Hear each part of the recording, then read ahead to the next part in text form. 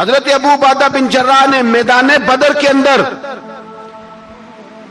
جب جنگ کا طبل بجا، حالات بگڑے، جناب ابو عبیدہ بن جراح کہتے ہیں تاریخ نے ایک عجیب موڑ پہ مجھے لا کے کھڑا کیا۔ آپ فرماتے ہیں میرے لیے اللہ نے جو آزمائش رکھی وہ سب سے بڑی رکھی۔ فرمانے لگے جب میں میدان میں نکلا تو کافروں نے میرے سامنے جس کو لا کے کھڑا کیا وہ میرا سگا باپ تھا۔ اور فرماتے ہیں اب مشکل بن گئی، عشق تیاگ دوویں ایک برابر تے عشق دا سیک بدھیرا، اگ تے ساڑے ککھ تے کانے تے عشق ساڑے تن میرا، تے اگ دا دارو می تے پانی، کوئی دسے ہیں عشق دا دارو کیڑا، بلے شاہ تھے کچھ بھی نہیں بچدا جتھے عشق ہوراں دا ڈیرا۔ فرمانے لگے اب میرے لیے سامنے باپ، ادھر بیٹا۔ آپ فرماتے ہیں دو رستے تھے، باپ بچاؤں یا رسول اللہ کا دین بچاؤں۔ ایک منٹ تھا فیصلہ کرنے کے لیے کہ ابا بچے گا یا دین بچے گا، کفر بچے گا یا اسلام بچے گا۔ فرماتے ہیں میں نے منٹ پورا نہیں سوچا، میں نے تلوار اٹھائی، باپ کی گردن کاٹ کے گرائی اور رسول اللہ کا دین بچا لیا۔ باپ کی گردن کٹ کے گری اور نبی پاک کا دین بچ گیا، بچا لیا رسول اللہ کا دین۔ حضرت عمر نے ماموں کو مارا۔ حضرت مصعب ابن عمیر کہتے ہیں تاریخ مجھے بھی لا کے کھڑا کرتی ہے بدر کے میدان میں، تو کفر کا لبادہ اوڑھ کے جب سامنے آیا تو وہ میرا سگا بھائی تھا۔ سگا بھائی، ہزاروں قومیں وجود میں آئیں دہر میں خشک و تر کے رشتے سے، پر ہم نے بنیاد دوستی رکھی یاد خیر البشر کے رشتے سے۔ سگا بھائی کفر کا نمائندہ بن کے سامنے کھڑا ہوا۔ مجھے اکٹھے کھیلنا بھی یاد تھا، مجھے ایک برتن میں روٹی کھانا بھی یاد تھا، ایک ماں سے لوریاں سننا بھی یاد تھا۔ فرماتے ہیں یہ سارا کچھ یاد تھا، پر اسلام کے حق میں دیا ہوا خطبہ جو محمد عربی نے دیا تھا وہ بھی مجھے یاد تھا، مجھے رسول اللہ کی بتائی ہوئی باتیں بھی۔ فرماتے ہیں میں سارا کچھ بھول گیا، پر مجھے اپنے رسول کا پڑھایا ہوا سبق نہیں بولا، وہ مجھے یاد رہا۔ میں نے پھر سگے بھائی کی گردن کاٹی اور میں نے وہ گردن کاٹ کے حضور کے پاس پیش کی، اور میں نے دنیا کو بتایا کہ ہمارے لیے اصل وہ ہے جو ہمارے رسول ہمیں حکم ارشاد فرماتے ہیں۔ یہ رشتے ہمارے لیے اصل ہمارے جی اچھے تعلقات ہیں۔ کون سے اچھے تعلقات؟ کون سے اچھے تعلقات؟ میرا ایک دوست مجھے کہنے لگا امریکہ تو پیار ہی بڑا کرتا ہے آپ سے۔ میں نے کہا بالکل، کسائی بھی بڑا پیار کرتا ہے بکرے سے، بڑا پیار ہوتا ہے۔ آپ جو قربانی کے بکرے لائے تھے آپ کو پیار نہیں تھا؟ ذبح کرنے سے پہلے اس کو پانی بھی پلایا، چارہ بھی کھلایا، غسل بھی کرایا، پر آخر میں کیا کیا؟ بولے نا جی، یہ والا پیار کرتا ہے امریکہ آپ سے، دیتا ہے کبھی کبھی پیسے، کوئی شک نہیں اس میں۔ وہ کہتا ہے وہاں زلزلہ آیا ہے تو اتنے لاکھ ڈالر دیتا ہوں، فلاں آیا، لیکن وہ والا پیار جو کسائی بکرے سے کرتا ہے، کہتا ہے جب موقع آئے گا تو میں چھری بھی پھیروں گا، اور اپنے وقت پہ آ کے وہ، یہ میری مثال یاد رکھ لینا، امریکہ کا پاکستان سے اور مسلمان سے وہ والا پیار ہے جو بکرے کا کسائی سے اور کسائی کا بکرے سے ہوتا ہے۔ وہ چارہ ڈالتا ہے، موٹا کر کے ذبح کرتا ہے، پتلا ذبح کرنے میں اسے لذت نہیں آتی۔ اور بھائی یاد رکھو حضرت ابو بکر صدیق رضی اللہ تعالیٰ عنہ، عرب کے لوگ جب جنگ کرتے تھے تو ایک ہاتھ میں ڈھال پکڑتے تھے، ایک ہاتھ میں تلوار پکڑتے تھے، لوہے کی ڈھال۔ جب دشمن حملہ کرتا تھا تو ڈھال آگے کرتے تھے، وہ کئی دفعہ ٹکرا کے ڈھال سے تلوار گر جاتی تھی۔ حضرت ابو بکر صدیق میدان میں نکلے، بیٹا کافروں کی طرف سے لڑنے آیا ہے، سگا بیٹا، اور میرے مصطفیٰ کریم نے فرمایا اولاد بزدل کر دیتی آدمی کو، پر جب ایمان پختہ ہو تو پھر صحابہ نے اس بزدلی کی بھی پرواہ نہیں کی۔ سگا بیٹا کافر کی جانب سے آیا، حضرت ابو بکر صدیق نے تلوار سے حملہ کیا، بیٹے نے ڈھال آگے کی۔ جب صاحبزادے نے ڈھال آگے کی نا تو حضرت ابو بکر کی تلوار لوہے کی ڈھال سے ٹکرائی، تلوار گر گئی۔ اب حضرت ابو بکر نے ہتے ہو گئے، صاحبزادے نے اٹھائی تلوار، کہتا جب میں مارنے لگا تو خیال آیا گھر تو میرا اجڑے گا نا، باپ تو میرا ہی ہے نا۔ صاحبزادے کہتے ہیں میں ابو بکر صدیق کو چھوڑ کے چلا گیا، بعد میں مسلمان ہو گئے، کلمہ پڑھ لیا۔ ایک دن گھر میں بیٹھے تھے تو بات شروع ہو گئی، صاحبزادے کہنے لگے ابا جی وہ یاد ہے نا جب میری ڈھال سے آپ کی تلوار ٹکرائی تھی اور تلوار گر گئی تھی تو میں نے آپ کو باپ سمجھ کے چھوڑ دیا، میرا ہی گھر اجڑنا تھا باپ سمجھ کے. جناب صدیق اکبر رضی اللہ تعالیٰ عنہ صاحب ابن شام نے لکھا ہے کہ اپنی سرین پر 2 دفعہ ہاتھ مارا, 2 دفعہ. کہنے لگے بیٹے تو اس وقت کافر تھا, تو نے مجھے چھوڑ دیا. میں جب واپس پلٹا تھا نا اسی دن اسی لمحے تو میرے دل میں خیال تھا کہ بیٹے نے تو چھوڑ دیا ہے, لیکن اگر بیٹا یوں میری تلوار کے نیچے آتا میں بیٹا سمجھ کے معاف نہ کرتا, کفر کا نمائندہ سمجھ کے قتل کر دیتا. اس لیے کہ میری نظر میں اگر کوئی اہمیت ہے تو رسول اللہ کے فرمان کی اہمیت ہے. باپ بیٹے اولاد کی کوئی اہمیت ہے؟ اشداء علی الکفار, کافر سے نفرت ہی نہیں ہوتی. یہاں تو موج لگ گئی ہے ایک عام نوجوان سے لے کے عام آدمی سے وزیر اعظم تک کی سوچ ہی ہے کہ رہائش امریکہ میں ہونی چاہیے, لندن میں ہونا چاہیے, بس یہی سوچ ہے. اب تو اللہ تبارک و تعالیٰ معاف کرے جس کے پاس پاسپورٹ ہے لندن کا, یورپ کا, وہ سمجھتا پتہ نہیں میں کون سی بلا ہوں. چھوڑو, کس چکر میں پڑ گئے ہو, کس طرف نکل گئے ہو. صدر صاحب امریکہ کے صدر کے ساتھ فوٹو کھچاتے ہیں تو وہ 2 فٹ اونچا ہو جاتے ہیں. بس کرو یار, یہ کمزور لوگوں کی علامت ہے, کمزور لوگوں کی. حضرت عمر فاروق رضی اللہ, مجھے پلٹ کے یاد آتے ہیں سیدنا فاروق اعظم. حضرت فاروق اعظم رضی اللہ تعالیٰ عنہ سے عیسائی بادشاہ نے کہا میں ملنا چاہتا ہوں. آپ فرمانے لگے ٹائم نہیں, جو تجھے ملنا ہے وہ مدینے کے غریبوں کو نہ ملوں گا, وہ رسول اللہ کے نوکروں کو نہیں ملوں گا, تجھے مل کے کیا کرنا ہے. میں انہیں ملوں گا جن کے لبوں پہ رسول اللہ کا درود جاری ہے, جو مصطفیٰ سے پیار کرتے ہیں. مجھے تجھ سے ملنے کی کوئی ضرورت. ہمارے ہاں وہ نفرت نہیں کفر کے لیے جو مسلمان کے دل میں ہونی چاہیے, وہ مزاج ہی نہیں ہمارا, وہ شعور ہی نہیں. ہم جب بھی اتحاد کرتے ہیں کافر سے اتحاد کر کے اپنے ہی بھائی کو مارنے لگتے ہیں. وہ جی لڑائی ہو رہی تھی, بھائی کا بھائی سے اختلاف نہیں ہوتا گھر کے اندر, پھر وہ دشمنوں کو بلا کے لاتا ہے کہ میرے بھائی کو مارو. ایسا ہوا ہے کبھی؟ اگر آپس میں اسلامی ممالک کا اختلاف ہے بھی تو کافر کو لاؤ گے مارنے کے لیے, کافر کو لاؤ گے. اور یہاں ایک آدمی قید ہوا تھا امریکہ کا, پوری دنیا کو مصیبت پڑ گئی تھی. سمجھ آ رہی ہے؟ نام لینے کی ضرورت تو نہیں, بات کی سمجھ آ گئی آپ حضرات. ایک آدمی قید ہوا تھا اور انسانی حقوق کی تنظیمیں اور ہمارے اپنے اندر سے بڑے بڑے, میں روشن خیال نہیں, میں روغن خیال کہتا ہوں ان لوگوں, بڑے بڑے روغن خیال اٹھ کے کھڑے ہو گئے, جی انسانی حقوق کی بات کرو, جی ایسے ہو گیا, جی ویسے ہو گیا. لے گئے بندہ چھڑا کے. یہاں روز خون کی ندیاں بہتی ہیں. اقوام متحدہ جس سے مسلمان بھیک مانگتے پھرتے ہیں کہ مسلمانوں پہ مظالم بند کراؤ, اقوام متحدہ نے کہہ دیا کہ دنیا کی مظلوم ترین اقلیت کا نام برما کے مسلمان ہے. اقوام متحدہ نے رپورٹ دے دی, پھر مر نہیں گئے سارے اسلامی حکمران شرم اور غیرت کے ساتھ کسی گھڑے میں دفن نہیں ہو گئے؟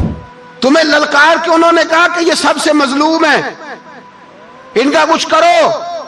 چند دن پہلے یہاں ننکانہ صاحب بے سانیوں نے جلوس نکال کے کہا مسلمانوں شرم کرو, ان کی مدد کرو. پوپ بول پڑا, پوپ سانیوں کہا کہ مسلمانوں کہاں ہو, کدھر ہو تم, ان کی مدد کرو, نکلو, ظلم ہو رہا ہے. پوری دنیا چیخی. آپ کے ملک میں آ کے امریکہ ڈرون حملے کر جائے تو آپ کی وزارت داخلہ کو بعد میں ہوش آتا ہو, ہمیں تو پتہ نہیں چلا, ہم تو سوئے ہوئے تھے, وہ حملہ کر گیا. اور عالمی قوانین کی مخالفت کر کے برما کی حکومت کہتی ہے کسی صحافی کو بھی ہم اندر نہیں جانے دیں گے, ہمارا ذاتی معاملہ ہے. ایسے بے شرم لوگوں کو اپنا نمائندہ بناتے ہو, جنہیں ہوش تک نہیں اس بات کی. ہم نے کلمہ پڑھا ہوا ہے نبی پاک صلی اللہ علیہ وسلم کا, میرے رسول پاک سید عالم نور مجسم صلی اللہ علیہ وسلم نے جو لوگ تیار فرمائے, نیند تو نہیں آ رہی آپ حضرات کو, نبی پاک نے جو لوگ تیار فرمائے, حضرت کعب بن مالک رضی اللہ تعالیٰ, حضور نے فرمایا چلو تبوک پہ میرے ساتھ, سارے چلو, سب تیار ہو گئے. حضرت کعب بن مالک فرماتے ہیں مجھے گھوڑا بڑا دوڑانا آتا تھا, نیزہ بڑا چلانا آتا تھا, تلوار کا میں بڑا دھنی تھا, میں مالدار بھی تھا, میرے پاس بڑی وسائل تھے. حضور چلے گئے تو میں نے, یہ بخاری ہے, فرماتے ہیں میں نے سوچا کہ میں چلا جاؤں گا, کل میں گھوڑا دوڑاؤں گا, میں نے پیچھے پہنچ جانا, پرسوں چلا جاؤں گا, ترسوں بس سستی ہو گئی, نہ جا سکا. فرماتے ہیں وقت بیت گیا، حضور چلے گئے، آج جاتا ہوں کل چاہتا ہوں، اسی میں حالات سارے گزر گئے، حتیٰ کہ اللہ کے رسول واپس آ گئے۔ فرماتے کچھ بوڑھے تھے جو نہ جا سکے، اور کچھ منافق تھے جو حضور کے ساتھ جہاد پہ نہ جا سکے۔ آپ فرماتے ہیں میں جوان بھی تھا، تیر انداز بھی تھا، اور دنیا عرب سارا جانتا تھا کہ مالدار بھی ہے، اللہ تعالیٰ کی دی ہوئی بڑی نعمتیں تھیں، میں نہ گیا، اور ہو غلطی گئی، سستی گئی۔ فرماتے حضور مدینے میں آئے، جب مسجد نبی میں بیٹھے تو منافق آ کے بہانے کرنے لگے، کوئی کہنے لگا بچی بڑی بیمار تھی، کوئی کہنے لگا حضور کل ہی صحیح ہوا ہوں۔ فرماتے مجھے بھی پتا تھا، اور پتا مصطفیٰ کو بھی تھا جھوٹ بول رہے ہیں، حضور کو پتا تھا، پر وہ بہانے کرتے، حضور قبول کرتے، میں چلو جاؤ۔ کہا فرماتے ایک منٹ کے لیے مجھے بھی وسوسہ آیا کہ کوئی بہانہ نہ کر دوں، لیکن پھر میں نے سوچا بہانہ کس کے سامنے کروں جسے اللہ تبارک و تعالیٰ نے نبوت کی آنکھ عطا فرمائی ہوئی ہے، اس محبوب کے سامنے بہانہ۔ اس خیال آیا مسلمان نیک و بد پہچان جاتے ہیں، محمد آدمی کے دل کی باتیں جان جاتے ہیں، کدھر بہانہ کروں، حضور کو تو سارا پتا ہے۔ فرماتے میں گیا، حضور نے پوچھا کیوں نہیں آئے، اور پوچھا بھی مسکرا کے، کیوں نہیں آیا، مسکرا کے پوچھا۔ فرماتے میں نے سچ سچ بولا، میں نے کہا یا رسول اللہ سستی ہو گئی، حضور غلطی ہو گئی، جو بہانے لگا رہے تھے ان کو آزادی مل گئی، اور مکتب عشق کا دستور نرالا دیکھا، اس کو چھٹی نہ ملی جس نے سبق یاد کیا۔ فرماتے ہیں ان کو چھٹی مل گئی، میں نے کہا حضور غلطی ہو گئی، تو نبی پاک نے فرمایا اس سے کوئی بندہ کلام نہ کرے، خبردار میرے ساتھ بھی گفتگو نہ کرنا۔ حضرت کعب بن مالک فرماتے ہیں میرا چچا زاد بھائی، خالہ زاد بھائی سارے رہتے تھے، میں کسی کو سلام لیتا تو کوئی جواب بھی نہیں دیتا تھا۔ فرماتے ہیں میں مسجد میں نماز پڑھنے آتا، پر صحابہ کرام کو حضور نے منع کر دیا تو مدینے کی گلیاں بھی ناآشنا ہو گئی۔ فرماتے ہیں مجھے یوں لگتا تھا کہ مدینے کے در و دیوار بھی مجھ سے کلام نہیں کرتے، میں وہاں دعا منگیا کرو سنگیو کتے مرشد نہ رس جاوے، اے جنہاں دے پیر رس جان دے او جیوندے ہی مرے رہندے۔ کہا اس طرح لگا کہ جیسے حالات بگڑ گئے سارے میرے حق میں۔ آپ فرماتے ہیں میں مسجد میں آ کے بیٹھتا تو جب مجھے پتا تھا میں جب آنکھیں ادھر کرتا تو حضور مجھے دیکھتے، اور جب میں نبی پاک کو دیکھتا تو حضور چہرہ پھیر لیتے۔ بول پڑے خواجہ غلام فرید صاحب، کہنے لگے میں ویکھاں تے میرا یار نہ ویکھے، جے میں نام ویکھاں تے ویکھے، ایڈے نصیب کتھوں تتڑی دے او میرے وچ ویکھن دے ویکھے، غلام فریدا او بوے یار دے مریے پامیں ویکھے یا نہ ویکھے۔ آپ فرماتے میں سید عالم صلی اللہ علیہ وسلم کو دیکھتا تو حضور رخ انور پھیر لیتے۔ حضرت کعب بن مالک رضی اللہ تعالیٰ عنہ فرماتے ہیں کہ حضور کا حکم آیا کہ بیوی کو علیحدہ کر دو،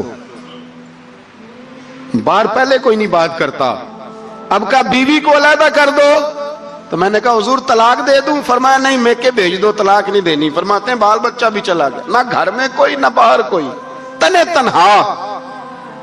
آپ فرماتے ہیں زمانہ جانتا تھا، عرب کے صوبوں میں بات پھیل گئی کہ کعب بن مالک جیسا سردار، مالدار، گھوڑ سوار، تیر انداز، نیزہ باز، اتنا بڑا سیانہ سنجیدہ آدمی جدا کر دیا نبی پاک نے۔ فرماتے ہیں غسان کے عیسائی بادشاہ نے مجھے خط لکھا۔ حضرت کعب فرماتے ہیں بڑی آزمائش تھی، پر یہ مصیبت سب سے بڑی تھی۔ غسان کے عیسائی بادشاہ نے خط لکھا، اس کا آدمی مجھے ڈھونڈتا پھرتا مدینے میں، میں ملا تو خط اس نے مجھے دیا۔ خط میں یہ نہیں لکھا تھا کہ کافر ہو جاؤ معاذ اللہ، یہ نہیں لکھا تھا عیسائی ہو جاؤ، اس نے خط میں لکھا کہ کعب ہم نے سنا ہے تمہارے نبی نے تمہیں چھوڑ دیا ہے، ناراض ہو گئے، تم تو اس قابل تھے کہ صوبے کے گورنر بنائے جاتے، تم تو بڑے عہدے کے قابل تھے، تمہاری تو شہرت ہے سارے علاقوں میں، تم آ جاؤ ہمارے پاس، ہم تمہیں بہت بڑا عہدہ دے دیں گے۔ حضرت کعب بن مالک فرماتے ہیں اب میری چیخیں نکلی، اب میں تڑپ کے رویا، میں نے وہ اس کا خط پکڑا اور جلتے ہوئے تنور میں ڈالا اور مسجد نبی میں سر سجدے میں رکھ کے میں نے کہا اے اللہ میرا ایمان اتنا ہی مشکوک ہو گیا ہے کہ کافر کہتے ہیں میں ان کے ساتھ مل جاؤں گا، اے اللہ میرا ایمان اتنا مشکوک کافر سمجھنے لگے ہیں کہ میں مسلمانوں کو چھوڑ کے ان سے اتحاد کروں گا۔ یہاں لوگ کہتے ہیں ہم نے پریشر کے لیے ان کو ساتھ ملایا، ہم نے پریشر کے لیے کافر سے سمجھوتا کرو گے۔ اپنے بھائی پر ظلم کرنے کے لیے بے ایمانوں کے ساتھ دوستی کرو گے؟ حضرت کعب بن مالک فرماتے میں نے تندور میں ڈالا، میں تڑپ کے رویا، میں نے کہا اے اللہ میرا اتنا امتحان نہ لے کہ کافر سوچنے لگے کہ میں اس سے سمجھوتا کروں گا، اے اللہ مہربانی فرما اتنا امتحان نہ لے۔ روتے روتے گھر گیا، سحری تک روتا رہا۔ ایک آدمی دوڑا آیا، کہنے لگا کعب جلدی چل، حضرت جبریل آ گئے ہیں، اللہ نے تیری توبہ قبول فرما لی ہے، رسول پاک نے تجھے یاد فرمایا ہے، چل آ جا۔ حضرت کعب بن مالک فرماتے میں قدموں میں گرا اور میں نے کہا محبوبہ میرا سارا ہی مال لے لے، حضور میری ساری صلاحیتیں لے لے، رکھ لیں سارا کچھ، مجھے وہ مال نہیں چاہیے جو آپ کے دروازے سے دور کر دے، حضور وہ دولتیں میرے کس کام کی جو آپ کے دروازے سے دور کر دے، بے نور بے چراغ جو محفل ہو پھونک دو، اعظم بلا سے اپنی وہ ہستی ہی کیوں نہ ہو، جو چیز اس کی راہ میں حائل ہو پھونک دو۔ حضرت کعب بن مالک رضی اللہ تعالیٰ عنہ نے ایک منٹ کے لیے بھی کافر سے سمجھوتا کرنا پسند نہ کیا، جبھی تو اللہ نے توبہ حضرت جبریل کے ذریعے نازل فرمائی۔ میرے بھائی یہاں منٹ پہ سمجھوتا ہے، منٹ پہ بڑا رولا ڈالتے ہم، بڑا شور ہے چائنا کی دوستی، چائنا کی دوستی۔ چائنا جیسے کہے برما کی حکومت ویسے کرتی ہے، اس کا اثر اور رسوخ ہے ان کا۔ آپ نے کیوں نہیں ان سے کہا کہ ان کو منع کریں؟ میں چائنا کی بات نہیں چھیڑنا چاہتا، ورنہ میں اس پر بھی کچھ باتیں عرض کروں کہ وہ جو آپ کے ان ساتھ ان کی دوستی ہے اس کا پس منظر کیا ہے۔ یہ تو چائنا میں بسنے والوں سے پوچھو نا، جہاں مسجد بنانا بڑا مشکل ہے، جہاں نماز پڑھنا روزہ رکھنا بڑا مشکل ہے، کاہے کی دوستی، کس طرح کی دوستی؟ قرآن مجید نے بیان کر دیا کافر تم سے راضی نہیں ہو سکتا حتی تتبع ملتہم، جب تک تم ان کے دین کی پیروی نہ کرو۔ اتنی دیر کافر راضی ہو سکتا تو مسلمان کیسے راضی ہو جاتا ہے؟ بھائی میرے مصطفیٰ کریم سید عالم صلی اللہ علیہ وسلم کی امت کے جو اجزاء ترکیبی جو بنائے امت قرآن نے بیان فرمائے، ان میں پہلا یہ ہے کہ اشداء علی الکفار، مسلمان کافر پر سخت ہوتا ہے، اور دوسرے نمبر پہ فرمایا رحماء بینہم، آپس میں رحم دل، آپس میں۔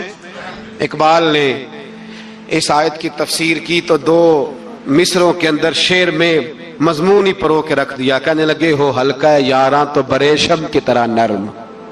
کس طرح؟ ریشم کی طرح۔ ہو حلقہ یاراں تو بریشم کی طرح نرم، رزم حق و باطل ہو تو فولاد ہے مومن، رزم حق و باطل ہو تو پھر فولاد بن کے نکلے، پھر منت سماجت نہ کرے اقوام متحدہ آئے تو فلاں آئے تو فلاں آئے، فولاد ہے مومن۔ ایک وہ منظر تھا حضرت عمر نے جب اپنے سگے ماموں کو لتاڑا، جناب ابو عبیدہ بن جراح نے باپ کو قتل کیا، مصعب بن عمیر نے بھائی کو قتل کیا، ایک وہ منظر تھا۔ ایک وہ منظر تھا جب مسلمان مکے سے مدینے آئے، مدینہ طیبہ پہنچے تو مصطفیٰ کریم نے فرمایا یہ تمہارے بھائی ہیں، بس بات ختم ہو گئی، یہ تمہارے، میں اتنی سی بات ہے، یہ تمہارے، اس سے زیادہ نہیں، کوئی لمبا خطبہ نہیں نبی پاک نے دیا، فرمایا یہ تمہارے، اپنے بھائیوں کی مدد کرو۔ حد ہو گئی مدد کرنے کی، بھائی کا بازو پکڑا گھر لے گئے، کہنے لگے یہ 15 کلے میرے ہیں، 6 جو تمہیں پسند آتے ہیں رکھ لو، تمہارے ہو گئے۔ گھر کا سامان بستر رضائیاں تک نکال کے دروازے کے اندر رکھے، بھائی سے کہا یار جو تجھے اچھا لگتا ہے رکھ لے، آدھا تیرا آدھا میرا۔ یہاں تک ایک وہ موقع جب اشداء علی الکفار، ایک یہ موقع رحماء بینہم۔ صحابہ کرام علیہم رضوان میں سے کسی کے پاس 2 باغ تھے، ایک میں کھجوریں زیادہ پکی ایک میں کم پکی، جب وہ اپنے بھائی کو دینے لگا تو اس نے کہا تجھے رسول اللہ نے میرا بھائی بنایا ہے، تجھے وہ والا باغ دوں گا جس کی کھجوریں زیادہ پکی ہوئی ہیں، وہ والا باغ دوں گا کھجوریں زیادہ پکی ہوئی۔ اور یار تاریخ عالم نے یہ نظارہ نہیں دیکھا کہ وہاں سے ایک شخص آیا غریب ہے رشتہ نہیں ملتا، یہاں ایک شخص نے کیا کیا، اس کو اپنے خاندان سے اپنے گھر سے رشتہ بھی دیا، کہا بھائی ہے اس کو یہاں بسانا ہے، رکھنا ہے، لانا ہے۔ کوئی تہذیب کا ٹکراؤ نہیں ہوا، کوئی ان لوگوں کے آپس میں جھگڑے نہیں ہوئے، کوئی نہیں کہا کہ یہ مہاجر ہے یہ انصار ہے، کوئی کسی جگہ نہیں کہا تمہارا کھانا پینا رہنا سہنا الگ ہے، کوئی کسی جگہ بحث نہیں ہوئی، آدھا بانٹ کے دیا۔ اور پھر بھائی چارے کا حال یہ تھا کہ تبوک کے بعد جب بڑا مال آیا نا مسلمانوں کے پاس، ڈھیر لگ گئے، بحرین سے مال آیا تو ڈھیروں لگ گئے، تو رسول پاک صلی اللہ علیہ وسلم نے انصار مدینہ کو بلایا، مدینے والوں کو، فرمایا تم نے بڑا احسار کیا تھا اپنے بھائیوں پر، تم نے اپنی آدھی آدھی جائیدادیں دے دی تھی، تم نے رحماء بینہم کا پورا مظاہرہ عملاً کر کے دکھایا تھا، اب مال آ گیا ہے، دو آپشن میں تمہیں دیتا ہوں، دو قسم کی ترجیحات، ایک چیز قبول کر لو۔ کہا یا رسول اللہ صلی اللہ علیہ وسلم حکم فرمائیے۔ فرمایا یہاں تو جو مال تم نے اپنے مہاجر بھائیوں کو دیا ہے وہ واپس لے لو، وہ تم واپس لے لو، اور یہ جو مال آیا یہ میں ان میں بانٹ دیتا ہوں، یا اس طرح کرو کہ میں یہ مال تمہارے درمیان آپس میں آدھا آدھا بانٹ دیتا ہوں، یا تمہیں کچھ فیصد زیادہ دے دیتے ہیں انہیں کم دے دیتے ہیں۔ بات ہو رہی تھی، انصار چپ تھے، حضور نے فرمایا بولتے کیوں نہیں؟ پتہ محبوب کو بھی ہے کہ یہ بولیں گے تو مجھے بھی ٹھنڈ پڑے گی اور قیامت تک ساری امت کو سکون ملے گا۔ فرمایا بولو، تو انصار مدینہ بولے تو رو کے بولے، کہا محبوبہ ہم نے مال کیا کرنا ہے، ہمارے پاس رسول پاک جو موجود ہے۔ یا رسول اللہ ہم نے کیا کرنا ہے مال کا؟ حضور جو اب آیا یہ بھی سارا انہیں دے دے، جو ہم نے دیا تھا انہیں وہ بھی ان کے پاس رہنے دیں، اور یا رسول اللہ جو بعد میں آئے وہ بھی انہیں دے دیں۔ ہماری شرط یہ ہے کہ ہمارے درمیان اللہ کے رسول موجود رہنے چاہیے، محبوب ہمارے درمیان رہیں، مال و دولت کی ہمیں ضرورت ہے، یہ رحماء بینہم ہے۔ آپس میں بانٹ کے ہر چیز اپنے بھائیوں کو دے دی۔ حضرت عمر عیسائی بادشاہ ٹائم مانگتا تو کہتا ہے کوئی ٹائم نہیں، چل دوڑ جا۔ ملک شام جاتے ہیں، جب فتح ہوتے ہیں حضرت سعد بن ابی وقاص بلاتے ہیں، شام جاتے ہیں تو حضرت عمر کہتے ہیں شام آئے ہیں یار، سب سے پہلا کام یہ کر بلال کا تو پتہ کر، یہاں سنا ہے بلال حبشی کا مکان بھی کہیں نیڑے نیڑے ہے، پتہ تو کر۔ حضرت بلال حبشی حضرت سیدنا سعد کہنے لگے حضور بلا نہ لیں۔ فرمایا نہیں، وہ مصطفیٰ کا غلام ہے تو میرا تو امام ہے، میں گھر ملنے جاؤں گا، گھر رحماء بینہم، کالے رنگ کے حبشی غلام سیدنا بلال حبشی کو ملنے گھر گئے، اور جناب عمر جا کے بیٹھک میں انتظار کرنے لگے، گویا ڈرائنگ روم میں بیٹھے انتظار ہونے لگا۔ جناب سیدنا بلال آئے تو حضرت عمر اٹھ کے کھڑے ہوئے۔ ملک شام کے لوگوں نے یہ منظر عجیب دیکھا کہ جناب عمر فاروق ایک حبشی کے لیے کھڑے ہوئے، اور جب کھڑے ہوئے تو حضرت بلال کہنے لگے عمر بیٹھ جاؤ، یہ کیا کر رہے ہو؟ تو حضرت سیدنا عمر رو پڑے، کہنے لگے بلال تو حبشی پہلے تھا، جب سے رسول اللہ کا غلام بنا ہے ساری امت کا امام بن گیا، ساری امت کا تو امام بن گیا ہے جب سے تو نبی پاک صلی اللہ تعالی علیہ وسلم کا غلام بنا۔ بھائی یاد رکھے جب اشداء علی الکفار کی بات تھی تو اپنے سگے قتل ہو گئے، اور جب رحماء بینہم کی بات تھی تو پھر یہ نہیں دیکھا یہ حبشی ہے۔ توجہ ہے میری بات پر؟ جاگ رہے نا آپ لوگ؟ ادھر دیکھیں، پھر یہ نہیں دیکھا کہ یہ حبشی ہے، یہ رومی ہے، یہ کون ہے، پھر یہ دیکھا کہ یہ رسول اللہ کا غلام ہے صلی اللہ۔ ہمارے ہاں تو نفرتیں پھیل گئی ہیں، او بس کرو جی بنگالیوں سے جان چھڑاؤ، او بس کرو جی فلانے سے، او بس کر یار، رہن سہن اپنا اپنا ہوتا ہے، لیکن مسلمان جس طرح کا بھی ہو اس کے ساتھ نفرت کرنے کی اجازت نہیں ہے۔ پہلی بات اشداء علی الکفار، دوسری بات رحماء بین، اب تیسری بات ہے تراہم رکعا سجدا یبتغون فضلا من اللہ ورضوانا۔ میں نے جو شروع میں بات کی تھی نا کہ اگر خانہ کعبہ میں 40-50 لاکھ حاجی مل کے دعائی مانگ لیتا، دعائی مانگ لیتا مل کے تو کمال ہو جاتا۔ حضرت ابو بکر صدیق رضی اللہ تعالیٰ عنہ سے کسی نے پوچھا تھا بدر میں فتح کیسے ہوئی؟ اب بھی مسلمان کہتے ہیں نہیں جی کیسے لڑیں گے جی، ہمیں اپنا بڑا مسئلہ ہے۔ یہ کمزور لوگوں کی باتیں ہیں، کمزور جو خدا والے ہوتے ہیں ان کی یہ سوچ نہیں ہوتی، یہ آرزو کرم اور میں آپ سے کروں، یہ بھیک اس کو جیتیے جس کا خدا نہ ہو۔ یہ کمزور لوگ ہیں جو کہتے ہیں نہیں کیسے ہوگا، کس طرح ہوگا، جن کو پتا ہو کہ ہماری غیبی طاقت ہے ہماری۔ حضرت ابو بکر صدیق رضی اللہ تعالیٰ پوچھا جناب بدر میں کیسے جیت گئے؟ تلواریں زیادہ تھی، نیزے زیادہ تھے، یا آپ کو جاسوسی زیادہ تھی، پتہ زیادہ تھا کہ یوں قابو آئیں گے کافر؟ تو ابو بکر صدیق فرمانے لگے نہ نیزوں سے جیتے نہ تلواروں سے جیتے، ہم جو بدر میں جیتے ہیں تو مصطفیٰ کی نمازوں سے جیتے ہیں، ہمیں جو بدر میں کامیابی ملی تو رسول اللہ کی دعاؤں کی برکت سے ملی۔ فرمانے لگے کافر ساری رات شرابیں پیتے رہے، ساری رات وہ ناچ گانے میں مصروف رہے، اور میں حضور کے خیمے میں موجود تھا، نبی پاک ساری رات نماز پڑھتے رہے۔ ساری رات حضور نماز پڑھتے رہے، ساری رات اللہ سے دعا کرتے رہے۔ فرمایا صبح جو کامیابی ملی تو یہ مصطفیٰ کی نمازوں کی برکت سے ملی۔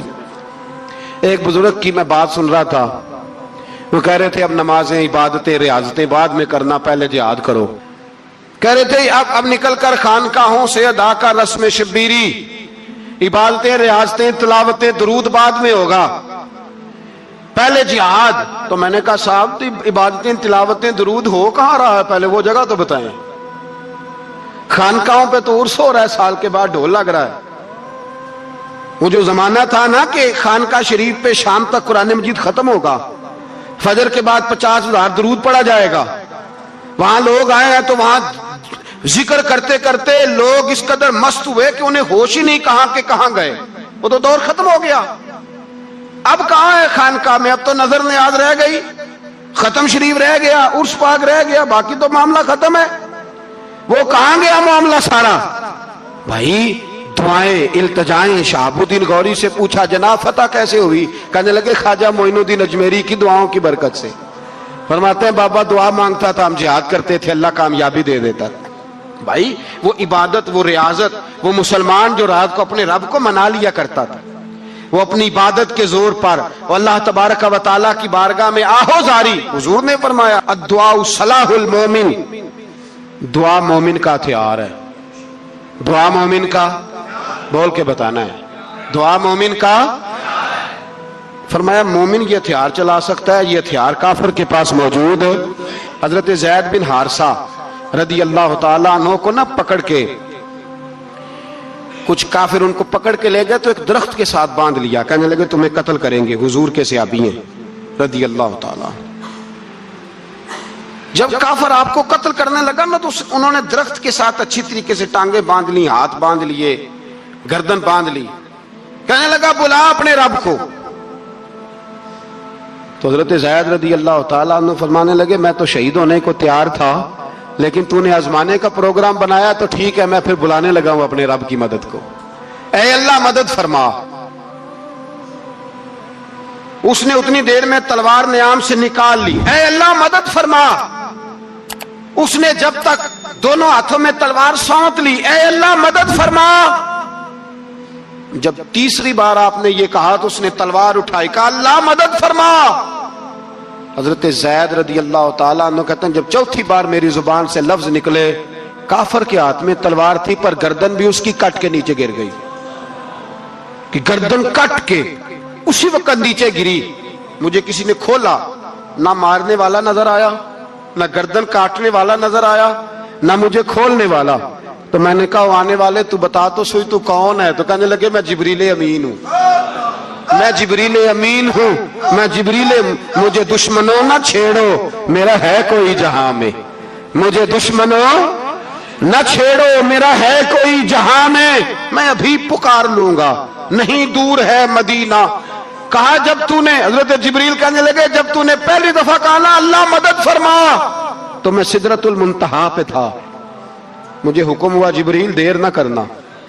فرماتے ہیں جب دوسری دفعہ تو نے کہا نا اللہ مدد فرما تو میں 7ویں آسمان پہ تھا، اور جب تیسری دفعہ کہا مدد فرما تو میں پہلے آسمان پہ تھا، اور فرمایا جب تو نے کہا چوتھی دفعہ اللہ مدد فرما تو میں تیرے سرانے کھڑا تھا، میں تیرے سرانے۔ تو بھائی اب تو اجتماعی دعا بھی نہیں رہی ہماری، اب تو یہ والا سوتا بھی، اکبر الآبادی نے کہا تھا مصیبت میں بھی اب یاد خدا ہم کو نہیں آتی، دعا منہ سے نہ نکلی جیبوں سے عرضیاں نکلی۔ اب بھی ہم کہتے ہیں کریں گے بات، سفیر کو بلائیں گے، ہم نے کہا ہے اس کو، تو مان جائے گا وہ آپ کی بات؟ وہ بچے کاٹ رہا ہے تو اس کو گھر بلا رہا ہے۔ ابھی تک ایک اتنا سا سٹینڈ کہ ان کا جو دفتر ہے سفارت خانہ وہ بند کر دیا جائے، اتنی بھی توفیق نہیں ہوئی۔ کہتے ہیں ٹھیک ہے شور شروع ہو رہا ہے، بس چپ کر دیں گے سارے۔ خدا را خواب غفلت سے اٹھو، بیداری حاصل کرو، اور کچھ نہیں ہو سکتا تو کھول کے دعا تو مانگو ان کے لیے دعا تو مانگو۔ اللہ بڑا کریم ہے، وہ جب مدد کرنے پہ آتا ہے تو پھر بڑے بڑے کافروں کے مقابلے میں اپنے بندوں کی مدد فرماتا ہے۔ اور میں یہ پیغام دینا چاہتا ہوں عالم کفر کو بھی، یاد رکھیں رب کریم جب مدد کرنے پہ آئے تو اکیلے حضرت ابراہیم اور ایک طرف پوری ملت ہو تو اللہ اپنے خلیل کو بچا لیا کرتا ہے۔ रब करीम की रहमत कामिला जब फैसला कर लेती है तो फिर नमरूद जैसे सुपर पावर ताकत को रब करीम मच्छर से मरवा दिया करता है।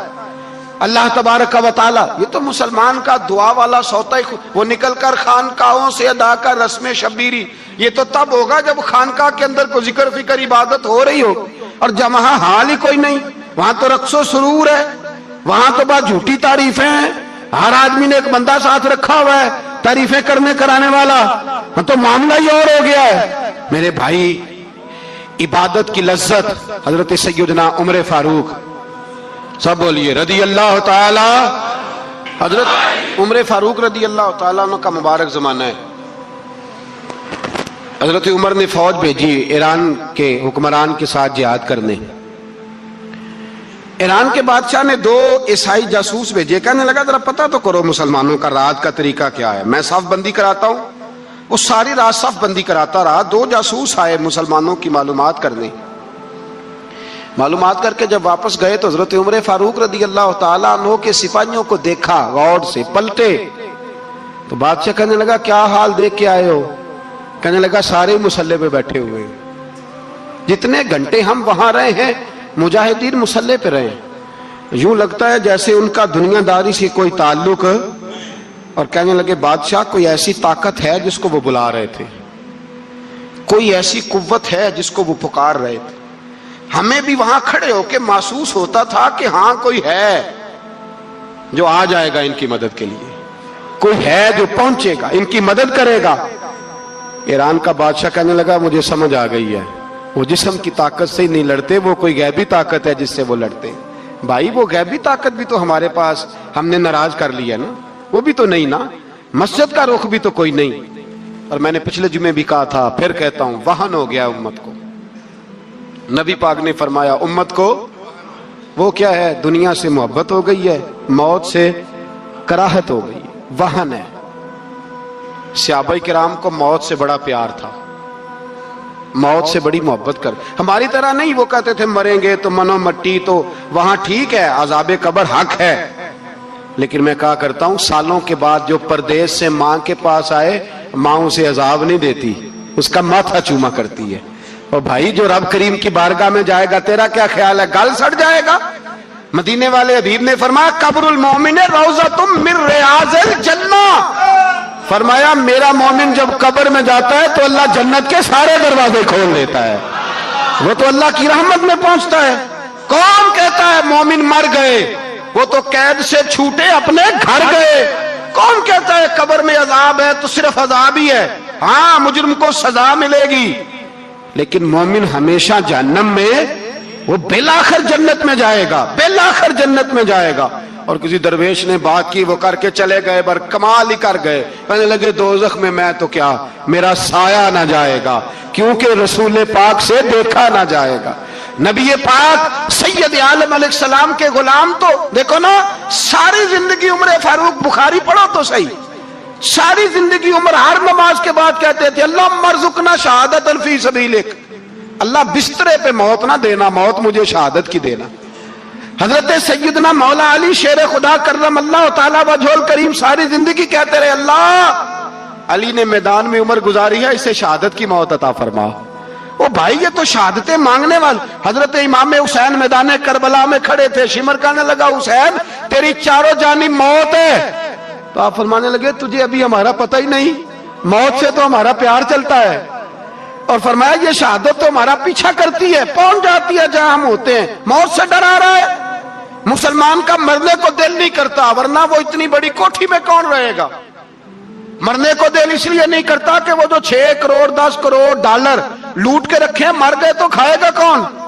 वो फकीर फाका मस्त थे, उनका घर ही कोई नहीं था, उनके बैंक बैलेंस ही कोई नहीं थे। वो कहते थे घर हमारा है वो जो हमारे रब ने तैयार किया हुआ है, हमारा बैंक बैलेंस है वो जो हमें जन्नत में जाके मिलेगा।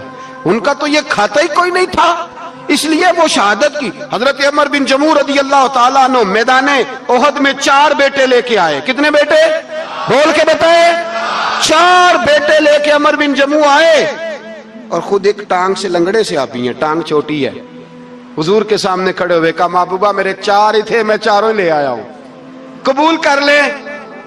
تو حضور نے فرمایا تو کیوں تلوار اوڑے آیا ہے, یہ تو نے کیوں گلے میں اسلحہ ڈالا ہوا ہے؟ کہا یا رسول اللہ میں نے بھی تو جانا ہے نا. تو حضور نے فرمایا 4 بیٹے جو ہیں. تو حضرت عمر بن جموح نے بات کی, صحابہ کہتے ہیں ہم لبوں سے مسکرا رہے تھے, آنکھوں سے رو رہے تھے. کیا عجیب انداز ہے. حضور نے فرمایا عمر 4 بیٹے جو آ گئے تو تو رہنے دے. تو حضرت عمر رو پڑے, کہنے لگے محبوبہ کیا لنگڑے جنت میں نہیں جائیں گے؟ کیا حضور میں لنگڑا ہوں تو میرے لیے جنت کوئی نہیں؟ میرے حبیب پاک سید عالم صلی اللہ علیہ وسلم نے فرمایا عمر تو ضرور جنت میں جائے گا. کہا محبوبہ پھر بچے بعد میں جائیں گے, میں پہلے میدان میں جاؤں گا. ایک بی بی 4 بیٹے لے کے آئی احد میں. کہا محبوبہ کل کمائی تھی میں لے آئی ہوں, میرے پاس کوئی اور شے ہوتی تو میں بچا کے نہ رکھتی. بیٹے دے کے نا حاضری لگوا کے تو واپس دروازے پہ لے گئی. تو حضرت سیدنا عبداللہ ابن عمر فرماتے ہیں بی بی بول رہی تھی تو میرا جذبہ جہاد بڑھ رہا تھا. اپنے بیٹوں کو کہنے لگی میں تمہیں حضور کے پاس چھوڑ کے جا رہی ہوں, جب تم میدان میں گرو گے تو میں تمہیں دیکھنے آؤں گی. دیکھنا تمہاری پشت پہ کوئی زخم نظر نہ آئے. جتنے تیر کھانے ہوئے سینے پہ کھانا, جتنے تلواروں کے نیزوں کے زخم برداشت کرنے ہوئے یہاں کھانا, پشت پہ زخم نظر نہ آئے. حضرت عبداللہ ابن عمر فرماتے ہو بی بی کی گفتگو میرا جذبہ جہاد بڑھا رہی تھی. ایک بی بی 3 سال کا 4 سال کا بیٹا لیے رو رہی ہے, احد کا دن ہے. سہیلیاں پوچھتی ہیں تو کیوں روتی ہے؟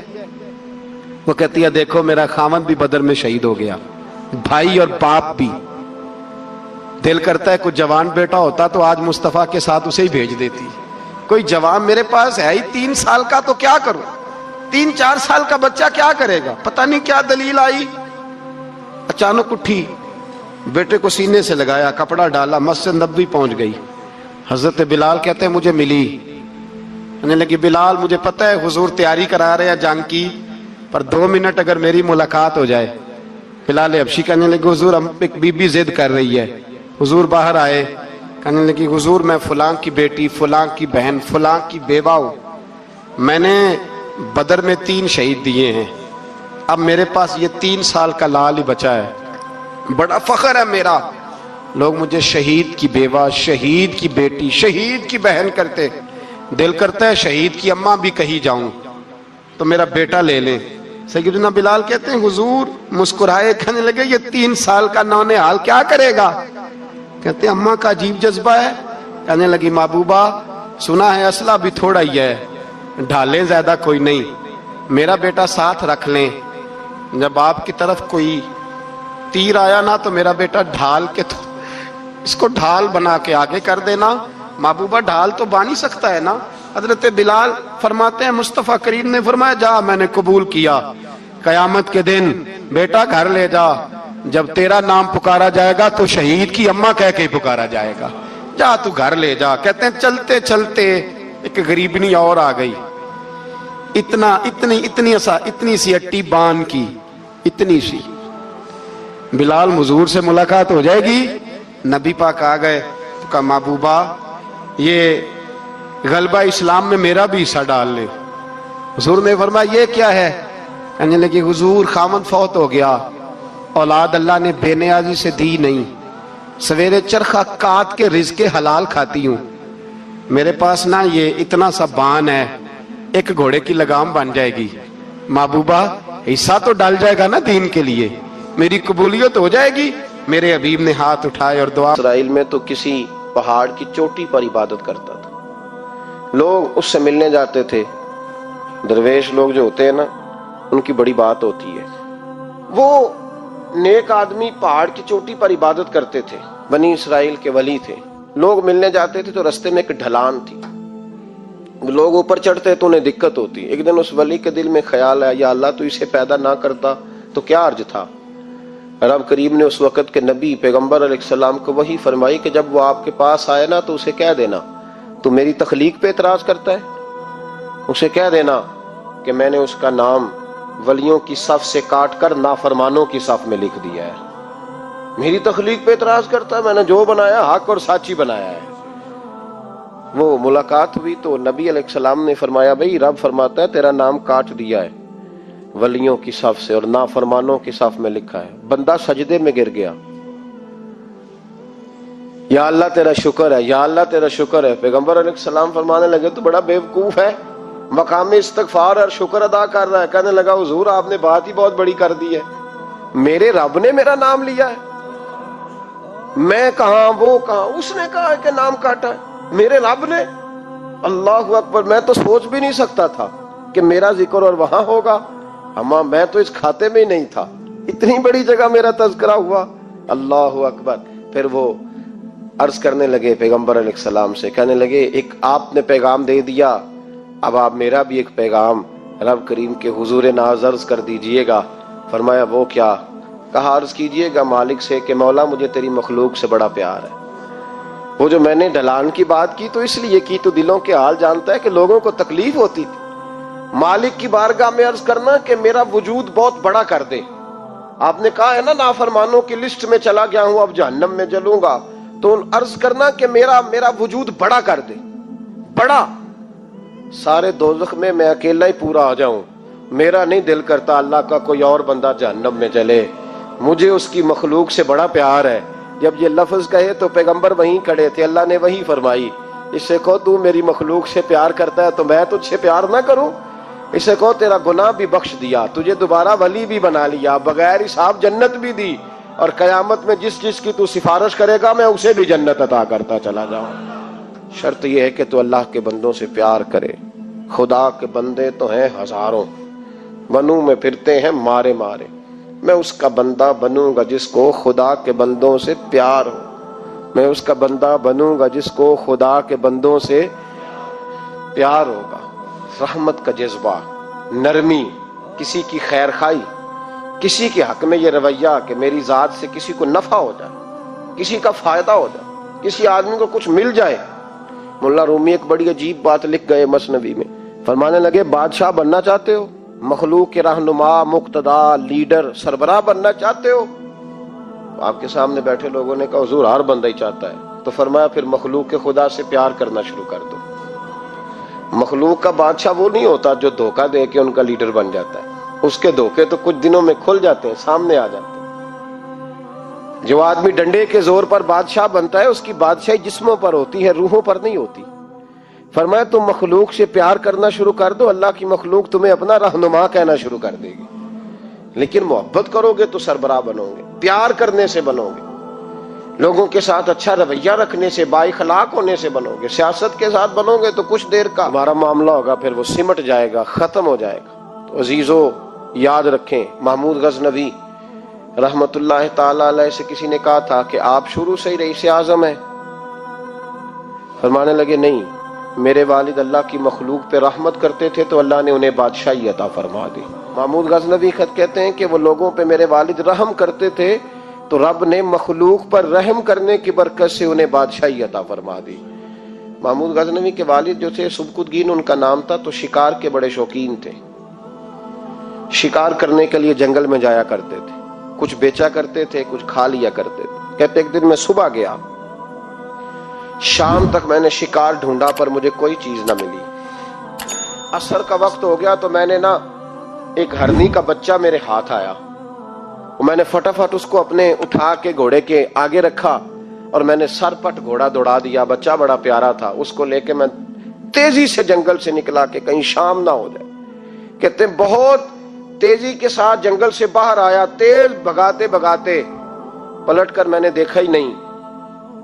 جب سارا جنگل گزر گیا، آبادی آئی، ذرا سستانے کے لیے میں رکا، میں نے پلٹ کے دیکھا تو وہ ہرنی جس کا میں بچہ اٹھا کے لایا تھا وہ بھی میرے پیچھے پیچھے بھاگی آ رہی۔ کہتے میں نے پلٹ کر اس کی طرف دیکھا تو اس جانور کی آنکھوں میں عجیب سی میرے حق میں عجیب سی گزارش تھی، گویا ماں منت کر رہی تھی کہ میرا بیٹا واپس کر دے۔ کہتے میرا یہی کاروبار تھا، جانور لانا، کچھ بیچنا، کچھ کھانا، شکار کرنا، یہی میرا کاروبار تھا، یہی میرا شغل تھا، یہی میرا شوق تھا، اور صبح سے شام تک ایک بچہ میرے قابو آیا۔ سبکتگین کہتے ہیں کہ اس ماں کی آنکھوں میں عجیب سا، یہاں تو ہمارے دیہاتی ماحول میں آج بھی یہ رسم پائی جاتی ہے، ناراض ہو گئی ہے اماں، ساری رات وہ بیدار رہی، بچے پالے اس نے، تو سسر صاحب کہتے ہیں پکڑ لو بچے، بھگا دو اس کو، اللہ سے ڈر نہ، تو بچوں کو ماں سے جدا کر رہا ہے، سوچا ہی نہیں، رکھ لو بیٹا اور بیٹی اور اس کو چلتا کرو، खुद ही तड़पेगी तो आ जाएगी। महमूद गजनवी के वालिद कहते हैं उस माँ की आंखों में मैंने जब वो तजस्सुस देखा तो 1 मिनट में मैंने फैसला किया। कहते हैं बच्चा मैंने जमीन पे छोड़ा और बच्चा दौड़ के माँ के पास चला गया। माँ ने उसे लेके ना टांगों में उसको चूमा, उससे प्यार किया, हरनी प्यार करने लगी। फरमाते फिर मैंने देखा कि वो माँ बेटा जंगल की तरफ चले, थोड़ा सा आगे जाके तो वो हरनी फिर लौट आई, मेरी तरफ उसने देखा, यूं लगा जैसे मेरा शुक्रिया अदा कर रही है। और कहते हैं उसकी आंखों में मैंने अजीब सी रोशनी देखी, वो तो लौट गई, पर जितना सुकून मुझे आज हुआ जिंदगी में पहले कभी नहीं हुआ था। मुझे यूं लगा जैसे वजूद के सारे बोझ उतर गए। मैं घर गया, वुजू किया और इशा की नमाज की नियत, असर मगरिब तो रास्ते में हो गई, इशा की नमाज पढ़ी तो इतना लुत्फ सजदे में आया जितना पहले कभी नहीं आया था। कहते उसी वुजू में, इशा के वुजू में सो गया। मेरी आंख लगी थी कि मुझे मदीने वाले रसूल का दीदार नसीब हो गया। महबूबे पाक अलैहिस्सलाम मेरी ख्वाब में आए और हुजूर ने फरमाया तूने आज अल्लाह की मखलूक पे रहम किया है तो रब ने तुझे अपनी मखलूक का सरबराह बनाने का फैसला फरमा लिया है। अब बादशाहियां तेरे हाथ में आएंगी, अब तू बादशाह बनेगा और अल्लाह की मखलूक को आगे लेकर के चलेगा, उनकी रहनुमाई और पेशवाई तू करेगा। तो भाई अगर बादशाही लेनी है तो उसके लिए तो प्यार करना है। सियासत के साथ तो जब राज खुलेंगे तो मोहब्बत से ज्यादा दुश्मनी बढ़ जाएगी। डंडे के साथ किसी को अपने करीब करोगे तो बड़ी जल्दी वो आदमी जैसे ही पावरफुल होगा वो दुश्मन बनेगा। एक रहमत है, एक करम है, जब अल्लाह की मखलूक पे करोगे तो अल्लाह अपने बंदों का, देखे ना छोटी सी तो बात है, छोटी सी बात है कि वो इदारे जो इंसानों की भलाई के लिए हैं, अगर वो नुक्तों, मैंने एक डॉक्टर साहब से मेरी मुलाकात हुई, वो एलर्जी के डॉक्टर हैं, एक बुजुर्ग थे हमारे रिश्ते के, तो बीमार हो गए। मुझे कहने लगे यार मुझे किसी डॉक्टर को दिखा, मेरे पूरे वजूद पे एलर्जी है। तो मैं उन्हें डॉक्टर के पास ले गया। डॉक्टर साहब ने उनके पैर पे बहुत ज्यादा जख्म था तो उठा के ना तो उन्होंने ना अपनी गोद में रख लिया, डॉक्टर साहब ने, स्पेशलिस्ट डॉक्टर। और रुई लेके जब उन्होंने साफ किया ना उसका पैर, और बाबा जी आपको कुछ भी नहीं, आप तो ऐसे टेंशन ले गए, कुछ भी नहीं, ये कोई मसला है। फिर उन्होंने अपने हाथ से जब दवाई लगाई और बाबा जी को थपकी दी तो बाहर निकल के कहने लगे पुत्र मैं तेरी गल्ला नाल ही सही हो गया, मैं तो ठीक हो गया हूं, इसकी बातों ने मुझे। तो डॉक्टर अगर मुंह ही सीधा ना करे, वो कहे हो आपको पहले भी कहा था कि वक्त पे आना। जो इदारे प्यार बांटने वाले हैं वो अगर थोड़ी सी शफकत कर दें, अगर थोड़ा सा उनका रवैया सही हो जाए, गरीब पर थोड़ा सा वो दस्ते शफकत फेर दें, थोड़ी सी मोहब्बत कर दें। एक खातून के लिए मैं हमेशा दुआ करता हूँ। हज के एक सफर से मैं वापस लौट रहा था तो PIA की एक बहन मुलाजमा, उसको मुझे जब याद आती है तो मेरे दिल से दुआ निकलती है। बूढ़े बूढ़े लोग हज करने जाते हैं ना, तो मैंने देखा कि वो खातून उनको पकड़ के लाती, सीट पे बिठाती, बेल्ट नहीं बांधना आता तो बेल्ट बांधती, फिर उनको पूछती कि आपको कोई तकलीफ तो नहीं, और फिर उनकी जुबान में उनसे गुफ्तगू करती और उनको समझाती सामान सारा रख लिया है। और फिर जब उतर रहे थे तो वो देखती कि बूढ़ा कौन है इनमें से, कमजोर कौन है, वो खास कर उसके पास जाती। मेरी तबीयत अभी की बात है, मैं जा रहा था तो एक सामने मेरे शख्स, थोड़ी देर पहले मैं राह वाली की तरफ जा रहा था तो एक साथी मेरे सामने मोटरसाइकिल से गुजर रहा है, तो सड़क पर जितने लोग खड़े थे उन्हें सबके पास ब्रेक लगाई, भाई जाना है तो आ जाओ बैठ जाओ, आगे जाके आओ भाई कहाँ जाना है। एक आदमी को बिठाया तो आगे छोड़ा। अब वो कर गया जो उसने करना था, हो गई बात, लेकिन खुतबा जुमा में उसका जिक्र हो रहा है, यहां उसका जिक्र हो रहा है। तो बात तो मुख्तसर सी है ना, बात तो छोटी सी है तो तेरे 2 जुमले है, तो छोटी सी तेरी बात कि तू कि बाबा जी आओ मैं आपको सड़क क्रॉस करा देता हूँ, बैठ जाए मेरे साथ, कहाँ जाना है। वो इतनी लंबी बात नहीं भाई, लेकिन शर्त यह है कि तेरी तबीयत में नरमी हो, शर्त यह है कि तुझे अल्लाह की मखलूक से प्यार हो, तू उन पे तरस खाए, तू उनके लिए तवज्जो के जज्बात रखे, तू थोड़ा सा उनके साथ रवैया अपना ठीक करे। हमारे मिजाजों में सख्ती, और दिन ब दिन वो सख्ती इतनी बढ़ती चली जा रही है कि घुटन का माहौल है। आप यकीन करें कि लोग सिर्फ उस हद तक मांगी, कहे अल्लाह जितना तू मैदान के मुजाहिदों को अजर अता फरमाए उतना इस गरीबनी को भी अता फरमाना, उतना इसे भी देना। भाई ये जज्बे थे, ये रंग था उम्मत मुस्लिमा का, इसलिए काफिर घर में बैठ के कांपा करता था। अब उसे पता है یہ اے سی والی کار سے نہیں نکل سکتے. اسے پتا ہے کہ ہم نے انہیں بوتل پہ لگا دیا ہے, اب یہ پیپسی مرینڈا اور یہ پی کے کھانے کے ساتھ تو یہ مست رہتے ہیں, اب یہ نہیں نکل سکتے گھر سے. ہم نے انہیں ان چیزوں پہ لگایا ہے جو ان کے وجود کو کھوکھلا کر رہی, اب کیسے میدان میں نکلیں گے؟ وہ اس لیے نہیں ڈرتا کہ وہ تیری آسائشوں, تیری زندگی میں آنے والی سہولتوں سے آشنا ہے. موت بستر پہ بھی آ جاتی ہے, لیکن جس کو میدان میں آتی ہے وہ ساری زندگی زندہ رہتا ہے, وہ ساری زندگی زندہ رہتا ہے. بھائی مرنا تو ہے, لیکن اگر زندگی دین کے کام آئے گی تو امر ہو جاؤ گے, بچ جاؤ گے. ہمیں رنگ دیا ہے قرآن پاک نے, محمد الرسول اللہ والذین معہ اشداء علی الکفار رحماء بینہم. پہلی بات یہ کہ کافر کے لیے سختی کا جذبہ رکھیں, نرمی اتنی دیر جتنی دیر اسے دین کے قریب کرنا ہے, لیکن اگر وہ بغض دکھائے تو اشداء علی الکفار. اور مومن کے حق میں رحماء بینہم. اور پھر فرمایا مدد بھی مانگو, تراہم رکعا سجدا یبتغون فضلا من اللہ ورضوانا. رکوع کرو, سجدے کرو, مدد مانگو, اور زندگی سے پیار نہ کرو اس لیے کہ جانا تو ہے. جب وقت آئے تو پھر شہادت سے پیار کرو, پھر سامنے کھڑی جنت سے پیار کرو.